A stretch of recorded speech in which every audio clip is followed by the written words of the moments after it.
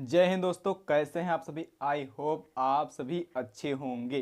तो दोस्तों, मैंने कल की वीडियो में ये डिस्कस किया था कि परिसंचरण तंत्र किसे कहते हैं और ये कितने प्रकार के होते हैं। उसमें दो प्रकार के थे, खुला परिसंचरण तंत्र और बंद परिसंचरण तंत्र, जिसे इंग्लिश में ओपन टाइप सर्कुलेटरी सिस्टम कहते हैं खुले वाले को, और क्लोज टाइप सर्कुलेटरी सिस्टम जिसे इंग्लिश में कहते हैं बंद वाले परिसंचरण तंत्र को। वहीं पर बंद परिसंचरण तंत्र में तीन भाग थे, एकल परिसंचरण तंत्र, अपूर्ण दोहरा परिसंचरण तंत्र और जो था हमारा तीसरा दोहरा परिसंचरण तंत्र, जिसमें मैंने एकल परिसंचरण तंत्र और अपूर्ण दोहरा परिसंचरण तंत्र को पूरा डिस्कस करके और उसका पीडीएफ भी दे दिए थे। आज हमारा टॉपिक था दोहरा परिसंचरण तंत्र। तो उससे पहले मैंने कहा था कि अगर हम दोहरा परिसंचरण तंत्र पहले पढ़ेंगे तो उसमें हम पहले धमनी और सिराओं का अंतर स्पष्ट कर लेंगे, उसके बाद हम दोहरे परिसंचरण तंत्र को स्टार्ट करेंगे। क्योंकि दोहरे परिसंचरण तंत्र में डबल सर्कुलेटरी सिस्टम में वहाँ पर धमनी और सिराओं का खेल है। अगर धमनी सिराएं समझ में आ गई तो हमारा दोहरा परिसंचरण तंत्र कुछ भी नहीं है। तो हम सबसे पहले धमनी और सिराओं का अंतर समझते हैं। और जो रक्त परिसंचरण तंत्र है, यहीं पर आता है रक्त परिसंचरण यानी दोहरा परिसंचरण तंत्र। यहीं पर रक्त परिसंचरण आता है, जिसकी खोज विलियम हार्वे ने किया था। रक्त परिसंचरण तंत्र की खोज विलियम हार्वे ने किया था। और रक्त परिसंचरण तंत्र की जो वाहिनियां हैं, जो नलिकाएं हैं, वो तीन प्रकार की हैं, धमनी, सिरा और कैपिलरीज यानी केशिकाएं। तो ये तीन प्रकार की हैं। तो हम यहाँ पर जो मुख्य हैं, मेन है, तो धमनी और सिरा, इनको हम डिस्कस कर लेते हैं। अभी जब हम दूसरा जो दोहरा परिसंचरण तंत्र हम डिस्कस करेंगे तो उसमें हम चित्र बनाएंगे, तो वहीं पर दिखा देंगे कौन सी कैपिलरीज हैं। तो हम सबसे पहले इसे देख लेते हैं कि ये इसकी जो परिभाषा होगी वो क्या होगी। सेम उसी तरीके से जो परिसंचरण तंत्र में थी, उसमें था कि ये पूरा एक तंत्र है। यहाँ पर ऐसा है कि एक ऐसी प्रक्रिया जिसमें रुधिर के अनुसार यानी रक्त के अनुसार कार्बन डाइऑक्साइड, ऑक्सीजन, पोषक पदार्थों और हार्मोन का संवहन कराया जाए, यानी एक जगह से दूसरे स्थान पर ले जाया जाए। एक स्थान से दूसरे स्थान पर ले जाने को हम जो है रक्त परिसंचरण तंत्र कहते हैं। परिसंचरण तंत्र का मतलब ये था कि परिवहन यानी सभी चीज़ों का सैर कराना, सभी चीज़ों का जो हमारे अंदर जितने प्रकार के तत्व पाए जाते हैं ब्लड में, उन सभी का जो है सैर कराना, उन्हें यातायात कराना एक स्थान से दूसरे स्थान ले जाने के लिए। हम इसे अब देखते हैं कि धमनी और सिरा में अंतर क्या है। तो धमनियों में देखते हैं कि धमनियाँ हमारे शरीर की वो रक्त वाहिकाएँ हैं जो हृदय से शरीर की तरफ ब्लड को ले जाती हैं, हृदय से शरीर की तरफ रक्त को ले जाती हैं, उन्हें हम धमनियाँ कहते हैं। वहीं पर अगर हम देखें सिराओं को, जो सिराएं होती हैं वो शरीर से हृदय में लाती हैं ब्लड को, वो पूरे शरीर से हृदय में लाती हैं, यानी धमनियाँ पहुँचा देती हैं। हर एक केशिकाओं के पास में धमनियाँ होती हैं, महाधमनी होती, फिर धमनियाँ होती, धमनिकाएँ होती हैं, फिर होते हैं केशिकाएँ।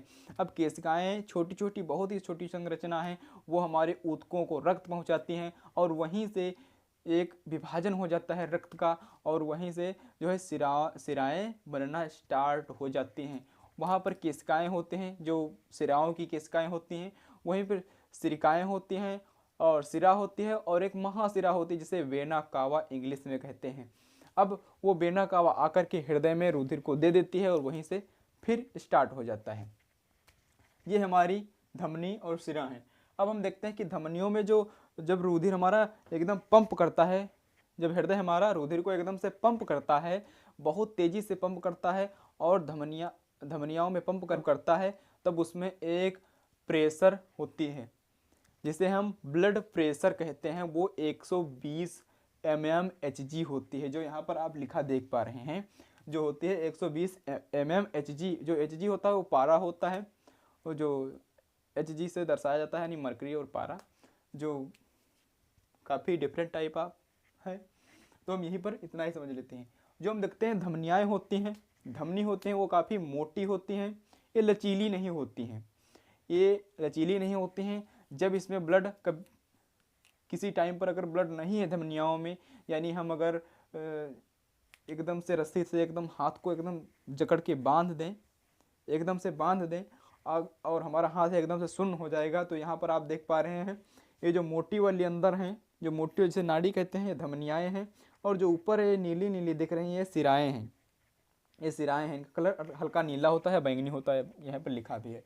और जो धमनियाँ होती हैं ये चटक लाल होगा या गुलाबी रंग इनका होगा, ये काफ़ी गहराई में पाई जाएंगी और ये मजबूत होती है। आप ऐसे भी समझ सकते हो कि धमनियाँ जो है इसका पहला अक्षर क्या है, धा है। धा माने धनी। धनी लोग कैसे होते हैं, एकदम मोटे और दिखने में शुद्ध। मैं किसी की बुराई यहाँ पर नहीं कर रहा, सिर्फ आपको समझाने के लिए बोल रहा हूँ कि क्योंकि आप तभी समझने के लिए जाते हैं किसी शिक्षक के पास में, क्योंकि आपको जब समझ में नहीं आता। तो धमनियाओं को हम ऐसा समझ सकते हैं कि धा से धनी। धनी लोग कैसे होते हैं, काफ़ी मोटे और जो है शुद्ध दिखते हैं वहीं पर, और इसका उल्टा कर देंगे तो यहाँ पर ये सिराएं हो जाएंगी। यानी धमनियाँ मोटी होती हैं, ये लचीली नहीं होती हैं, एक कड़ी टाइप में होती हैं और इनका रंग लाल होता है और सिराओं का रंग नीला या बैंगनी होता है। अब हम यहाँ पर देखते हैं कि इसमें जो धमनियाओं में होता है वो शुद्ध रक्त बहता है। शुद्ध रक्त का मतलब एकदम सफ़ेद ऐसा कुछ नहीं, इसमें ऑक्सीजन होती है और उसमें ऑक्सीजन नहीं होती है, इसीलिए उसको विऑक्सीकृत यानी डीऑक्सीजनेटेड ब्लड, और इसमें कहते हैं ऑक्सीजनेटेड ब्लड होता है। यहीं पर सिराओं में अशुद्ध रक्त होता है, जिसे विऑक्सीकृत कहते हैं। अब एक यहाँ पर बताया जाता है कि अपवाद है, लेकिन ये बेसिकली अपवाद नहीं है। धमनियाओं का काम क्या होता है, धमनियाओं का काम ये होता है कि वो जो है रुधिर को हर एक अंग तक पहुँचाएँ, हृदय से रुधिर को हर एक अंग तक पहुँचाएँ। तो हमारा फेफड़ा क्या अंग नहीं है, फेफड़ा भी एक हमारे शरीर का अंग है। तो धमनियाँ क्या करती हैं, रुधिर को हृदय के उसके लंग्स के पास भेज देती हैं, यानी फेफड़ों के पास में भेज देती हैं। वहाँ पर रुधिर का जो शोषण होता है और वहीं पर कार्बन डाइऑक्साइड ले ली जाती है और ऑक्सीजन रुधिर को, ब्लड को दे दी जाती है। ये होता है, ये अपवाद नहीं है। फिलहाल में ये जो है इसमें सभी धमनियाँ होती हैं, उसमें शुद्ध रुधिर बहता है। जो है फुफ्फुसी धमनियाँ होती हैं उसमें अशुद्ध रुधिर बहता है। और यहीं पर उल्टा है, यानी जस्ट इसका बिल्कुल उल्टा है। इस ब्लड प्रेशर को हटा करके जस्ट इसका बिल्कुल उल्टा है। यहाँ पर अगर हम देखें अपवाद जो है यहाँ पर, तो फुफ्फुसी सिरा हैं, ये भी अपवाद नहीं है, ये भी अपवाद नहीं है, क्योंकि ये भी यही कार्य करती हैं। इसमें क्या होता है, सभी सिरा, सभी वेन्स अशुद्ध रुधिर को लाते हैं हृदय से, हृदय में लाते हैं पूरी बॉडी से। और जो फुफ्फुसी सिरा होती हैं ये क्या करती हैं, ये फेफड़ों से शुद्ध रुधिर हृदय में लाती हैं। अब हृदय में हमारा जो मानव हृदय होता है इसमें 4 चैम्बर होते हैं, यानी 4 चैम्बर्ड हार्ट होता है मनुष्य का, और उसमें 2 आलिंद और 2 निलय होते हैं। जो हमारा ये मान लो ये बायां है, बायां हाथ है, और यहाँ पर बायां अलिंद बायां निलय होगा, और ये हमारा दायां हाथ है तो दायां निलय और दायां अलिंद और दायां निलय होगा। तो हृदय की प्रक्रिया कैसे होती है, क्योंकि यहाँ पर जो सिरा हमारी आई महासिरा, वो कहाँ दिया ब्लड को, दाएं अलिंद में दिया। दाएं अलिंद से जाता है, कपाट लगा होता है हृदय में, जो निलय में जाता है। दाएं निलय में जाने के बाद में वो कहाँ चला जाता है, वो हमारे फेफड़ों में चला जाता है, लंग्स में चला जाता है। लंग्स में जाने के बाद वो कौन सी धमनियाँ होती है, किन धमनियों द्वारा जाता है, फुफ्फुसी धमनियों द्वारा। अब वहाँ पर जाने के बाद में जो फेफड़ों से फिर 2 आई होती हैं नलिकाएँ, वो होती हैं फुफ्फुसी सिरा। अब वो फुफ्फुसी सिराओं में शुद्ध रुधिर होता है, उसमें ऑक्सीजनेटेड ब्लड होता है। अब वो ब्लड आकर के हमारे बाएं अलिंद में प्रवेश करता है। बाएं अलिंद में प्रवेश करने के बाद उसमें कपाट लगा होता है। कपाट जब खुलता है, यानी कपाट एक ऐसा होता है, मान लो एक ऐसा कपाट होता है, यानी वॉल्व होता है, जो दरवाज़ा एक ही तरफ को खुले, एक तरफ को खुले। मान लो एक तरफ ऐसे खुल गया और ये नीचे गिर गया हमारा मार्कर, और फिर ऐसे आ गए। इस तरीके से वहाँ पर कपाट जो दरवाजे होते हैं। अब यहीं पर हम देखते हैं कि शुद्ध रुधिर और अशुद्ध रुधिर, यहीं पर देखते हैं धमनियाँ, जो धमनी सिरा, इसको भी डिस्कस कर लिए। अब जो है कपाट इसमें नहीं होते। अब इसे हम थोड़ा एक्सप्लेन करके देखते हैं। एक्सप्लेन करके ऐसे देखते हैं कि धा से धनी और धा से धमनी ये कैसी होती हैं, मोटी होती हैं, देखने में एकदम से फर्स्ट क्लास दिखेंगी, लाल एकदम से या फिर गुलाबी दिखेंगी, यही होती है पहचान। और यहाँ पर जो होती है दाब होती है, इसकी ब्लड प्रेशर होती है 120 mmHg होती है। और वहीं पर अगर हम सिराओं में देखें तो 80 mmHg होती है। यानी जब हमारा एकदम से ब्लड जो हमारा एकदम से ब्लड जाता है, हृदय के द्वारा पंप किया जाता है, एकदम से पंप किया जाता है। और पंप करने के बाद में आप ऐसा समझिए कि हम अगर किसी बॉल को दीवार पर मारें, अगर हम दीवार पर मारेंगे तो जिस प्रेशर से हम मारेंगे बॉल पर दीवार पर बॉल, तो वो उसी प्रेशर से वापस नहीं आएगा, क्योंकि उसका थोड़ा दाब घट जाएगा। तो यही सेम प्रक्रिया यहाँ पर होती है, क्योंकि धमनियों में एकदम से पंप किया जाता है, एकदम से हुमच के मार दिया जाता है ब्लड को, और वो धमनियों में जाता है। धमनियों में जाने के बाद में पूरे शरीर में फैलता है, और पूरे शरीर में फैलने के बाद में वो सिराओं के माध्यम से दाएं अलिंद में आता है। तो जब आता है तो उसकी कितनी होती है स्पीड, 80 mmHg होती है, और उससे 70 भी हो सकती है। जब घटने लगती है तो विशेष प्रकार के हमारे शरीर में जो है रोग होने लगते हैं। अब हम यहाँ ये देखते हैं कि 120 से 130 तक हो जाती है, और इसे सिंपल लिखा जाता है 120/80 इसे लिखा जाता है। और यहाँ पर हम देखते हैं, क्योंकि ये जो आप देखते हैं ना कि किसी फिल्म में जो हीरोइन लोग जो करती हैं, नौटंकी करते हैं, तो वहाँ पर कहेंगी थोड़ी सी भाई हुई लड़ाई तो कहेंगी हम अपनी नस काट लेंगे। और नस काटती कौन सी हैं, ये सिरा, क्योंकि सिराओं में धीरे से बहता है रक्त। अगर यहीं पर अगर सिरा वो धमनी को काट लें तो एकदम से मर जाएंगी वहीं पर। ये सिरा ऊपर से काट लिए, हम जो है एक काम करो, नहीं तो हम अपनी नस काट लेंगे। वहाँ पर नकल करते हैं, सिर्फ वो दिखाया जाता है, क्योंकि वो सिरा काटते हैं, वो धमनी नहीं काटते। अगर धमनी काट लें तो एकदम से पूरा ब्लड, कहीं पर आप जाते नहीं मार्केट में जो है मुर्गे वगैरह और जो बकरे वगैरह कटते हैं, तो सबसे पहले क्या करता है वो काटने वाला जो होता है, वो सबसे पहले गर्दन की ये जो है धमनियाँ काट देता है। अगर धमनियाँ ना काटे और ऐसे ही उन्हें छील दे, ऐसे उन्हें जो है पूरा सिस्टम कर दे, और ये धमनियाँ ना कटे तो बहुत ही तड़प तड़प कर वो जीव मरेगा। इसीलिए पहले उसकी धमनियाँ काट देते हैं और पूरा ब्लड निकल जाता है। जो हृदय जो पंप करता रहता है, लगभग 2 मिनट तक हृदय चलता रहता है मरने के बाद। जब हृदय चलता रहता है तो उसमें से ब्लड तो पंप होता रहेगा, क्योंकि हम देखते हैं ना कि गाँव वगैरह में जो सिंचाई होती है खेतों की, जो ट्यूबवेल होते हैं जिसमें इंजन रखा जाता है, और वो इंजन का क्या कार्य होता है, नीचे से पानी को ऊपर लाना और ऊपर जो है विभिन्न क्षेत्रों में जल को पहुंचा देना। वही यहाँ पर हृदय होता है कि वो पंप करता है नीचे से, और पंप करने के बाद में विभिन्न प्रकार की पाइपें होती हैं, यानी जो धमनियाँ होती हैं, और धमनियों में पंप कर देता है। धमनियाँ प्रत्येक अंग के पास ब्लड को पहुंचा देती हैं। यहीं पर यही इसका ही कार्य यही होता है।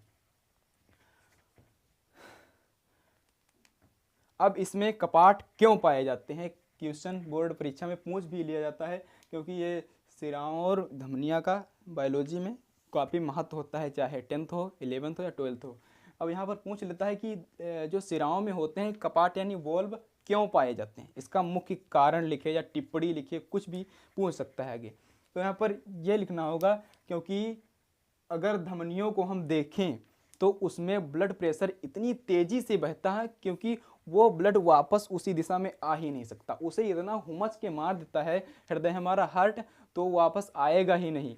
अब यहाँ पर अगर देखें सिराओं में देखें तो सिराओं में थोड़ा धीरे ब्लड बहता है, तब उसमें वापस आने का थोड़ा चांस रहता है, क्योंकि वो वापस ना आ जाए। तब उसमें क्या कहता है भगवान ने क्या कर दिया, उसमें जगह जगह कपाट लगा दिए, अब आए वापस। अब कैसे आएगा, जब जगह जगह कपाट लगा दिए, यानी जैसे हमारा ये हमारा एक कपाट है इधर से, और इधर से ब्लड हमारा अंदर आया, और आने के बाद में ये क्या करेगा, ये नीचे को खुलेगा थोड़ा, ये नीचे के थोड़ा खुल गया और ब्लड हमारा निकल गया। अब ब्लड निकलने के बाद में फिर ही ऐसे ही जकड़ लेगा, ऐसे ही जकड़ लेगा, तो क्या है इधर से ये ब्लड जा पाएगा, नहीं जा पाएगा। अगर धमनियों में देखें तो इतनी रफ्तार में भेजता है इसे कि इसे दरवाज़ों की ज़रूरत ही नहीं पड़ती। एकदम से ट्रेन की पटरी, जैसे ट्रेन ना जाती है एकदम से, तो कहाँ वापस हो पाएगी, एकदम से ब्रेक भी लगेगा तो थोड़ा खिसल जाएगी। तो इसी प्रकार से इसमें होता है, क्योंकि धमनियों में इतना प्रेशर होता है, इतनी प्रेशर से हुमच के मार देता है हमारा हृदय हार्ट, तो वापस आ ही नहीं सकता। अगर वापस आ गया तो वहीं पर इंसान वो ख़त्म हो जाएगा। तो यही जो होता है, जो हार्ट अटैक होता है, यानी हार्ट अटैक में यही होता है। हार्ट अटैक में क्या होगा, या तो धमनियाँ फट जाएंगी और या तो ये ब्लड प्रेशर इसका कम होगा और वापस उसी दिशा में अगर ब्लड आ गया तो यहीं पर सारा खेल यहीं पर ख़त्म हो जाएगा। अब हमने ये तो देख लिया धमनी और सिरा का अंतर, जो हमारे डबल सर्कुलेटरी सिस्टम को पढ़ने के लिए अति आवश्यक था, तो मैंने इसे पहले ही डिस्कस कर लिया। अब हम पढ़ेंगे दोहरा परिसंचरण तंत्र, तो उसमें कोई परेशानी नहीं होगी, क्योंकि उसमें सारा खेल इसी का है, धमनी और सिरा का। अगर हम वहाँ पर कुछ बताते तो समझ नहीं आता कतई, क्योंकि वहाँ पर विभिन्न प्रकार की नलिकाएँ बनाना पड़ेंगे, और विभिन्न जब नलिकाएँ बनाएंगे तो वहाँ पर, क्योंकि इतना तो रियलिटी है नहीं कि हम इसी मार्कर से दिखा सकें कौन सी धमनी कौन सी सिरा। फिलहाल में हम थोड़ा कोशिश करेंगे, क्योंकि थोड़ा हम इसकी कलर की चेंजिंग कर देंगे, तो यहाँ पर धमनी और सिराओं का, क्योंकि यहाँ पर आप देख चुके हैं बैंगनी या नीली और यहाँ पर गुलाबी या लाल, तो हम जो धमनियाँ बनाएंगे तो इससे बनाएंगे, इस रेड कलर से, और जो हम ये बनाएंगे सिराएँ बनाएंगे तो हम या काले से बना देंगे या नीले से बना देंगे, तो आप समझ लेना वहाँ पर। तो आज के लिए बस इतना ही, मिलते हैं नेक्स्ट वीडियो में। अगर चैनल पर नए हैं तो चैनल को सब्सक्राइब कर दीजिए और लाइक कर दीजिए। तब तक के लिए जय हिंद, वंदे मातरम।